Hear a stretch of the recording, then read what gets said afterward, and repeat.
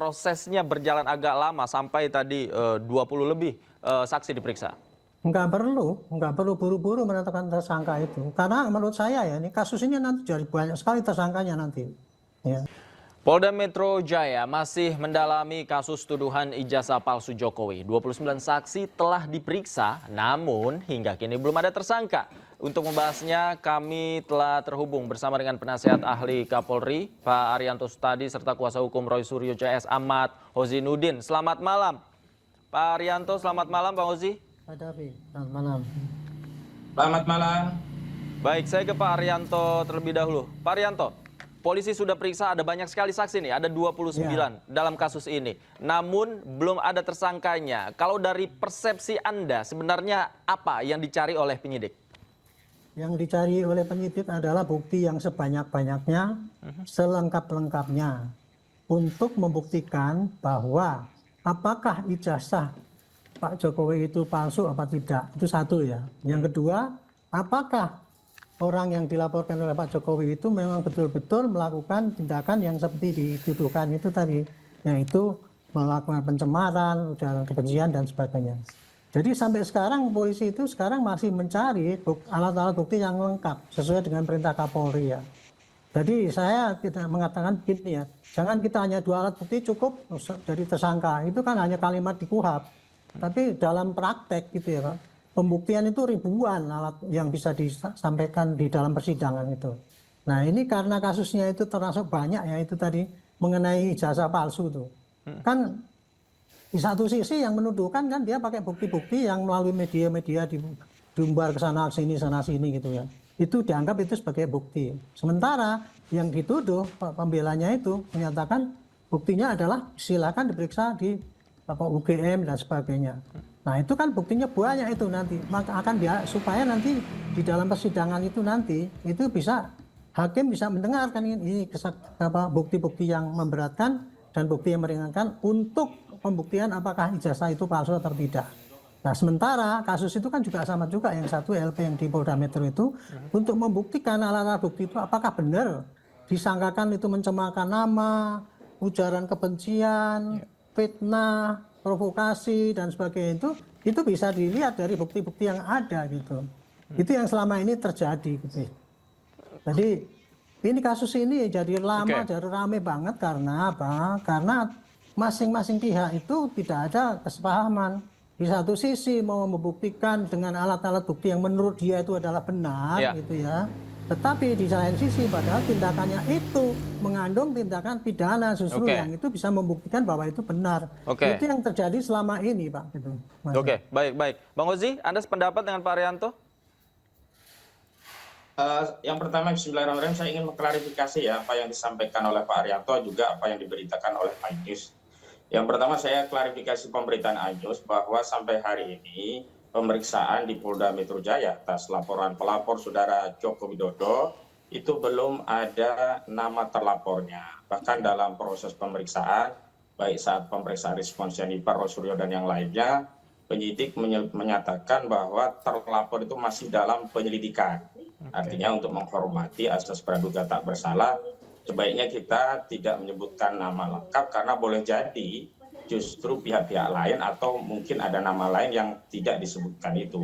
Memang sejumlah inisial itu muncul, tapi inisial itu justru muncul dari kuasa hukum pelapor. Tapi dalam konteks pelaporan pidana yang mengikat bukanlah statement dari kuasa hukum pelapor, tapi apa yang menjadi penjelasan resmi dari penyidik saat penyidik melakukan klarifikasi terhadap klien kami di Polda Metro Jaya. Yang kedua saya juga klarifikasi Pak Arianto, jadi tidak ada pasal terkait ujaran kebencian, juga terkait provokasi ya yang di Polda Metro Jaya.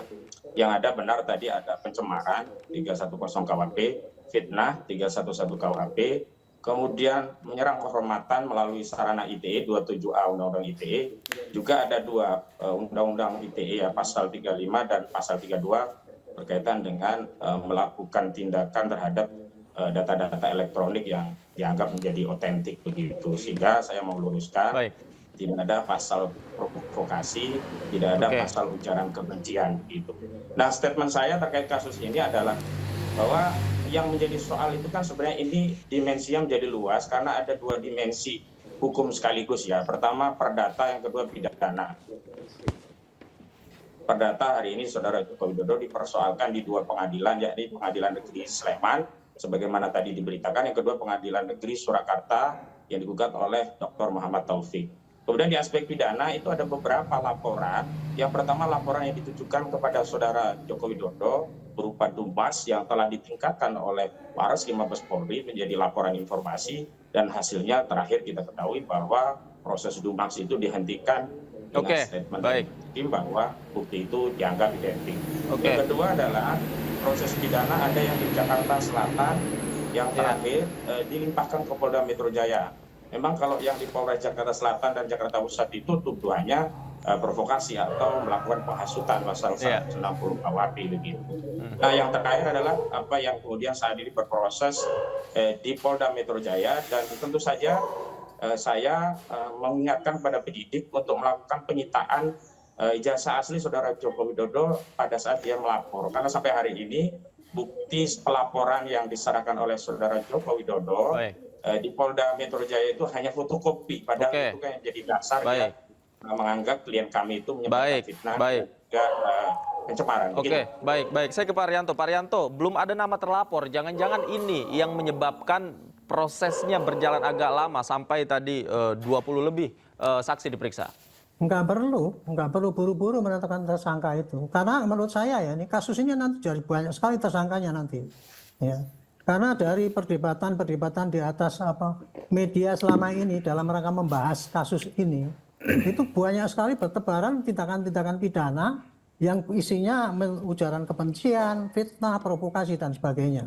Dan itu polisi itu ya, satu ada LP, dia akan cari bukti-buktinya.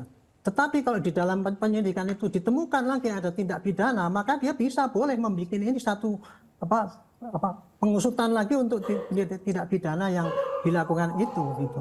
Dalam rangka untuk pembuktian pada masyarakat bahwa setiap tindak pidana itu harus diklarifikasi apakah ini betul apa tidak dan harus dibawa ke persidangan. Menurut Anda akan ada banyak tersangkanya tadi? Saya yakin akan banyak. Termasuk inisial-inisial yang sebelumnya tadi disebutkan, yang beredar? Iya, saya yakin itu makin banyak gitu.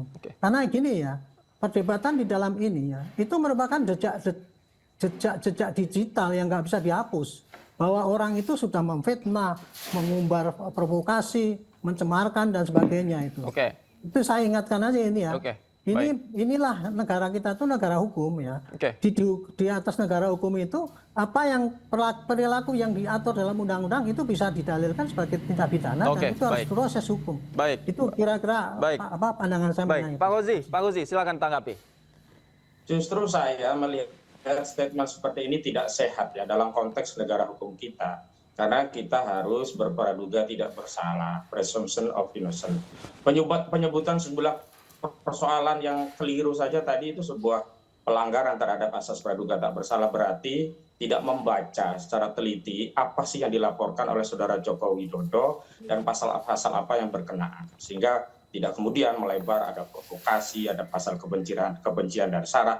Memang pada era yang lama itu kriminalisasi sering menggunakan pasal kebencian dan sara, pasal 28A Undang-Undang ITE, tapi saya tegaskan dalam kasus ini pasal ini tidak digunakan dalam proses pelaporan yang dilakukan oleh Saudara Joko Widodo. Yang kedua, saya juga tidak sependapat narasi yang disebutkan bahwa akan banyak tersangka ini kan seolah-olah menyebar teror kepada publik, seolah-olah publik tidak diberikan hak konstitusional untuk menyampaikan pendapat terkait perdebatan ini. Bahwa kemudian ada pendapat-pendapat yang pro, ada pendapat-pendapat yang kontra, itu biasa saja. Tapi bukan berarti pendapat yang pro atau kontra itu kemudian dicari-cari kesalahan, seolah-olah siapa saja yang tidak sependapat itu nanti bisa ditarik pada proses tanpa pelaporan lagi dengan dalih pengembangan dari penyidik, dengan dalih bahwa itu sebuah pelanggaran pidana. Ini yang kita khawatirkan karena tidak akan ada kepastian hukum. Saran saya fokus dulu saja pada apa yang dikeluhkan oleh Saudara Joko Widodo, bahwa dirinya merasa dihinakan sehina-hinanya, direndahkan serendah-rendahnya. Baik. Nanti kita lihat prosesnya seperti apa. Sayang sekali waktu kita terbatas. Terima kasih Pak Husainuddin, Pak Arianto juga terima kasih banyak sudah bergabung bersama kami. Selamat malam, sehat selalu Bapak-Bapak.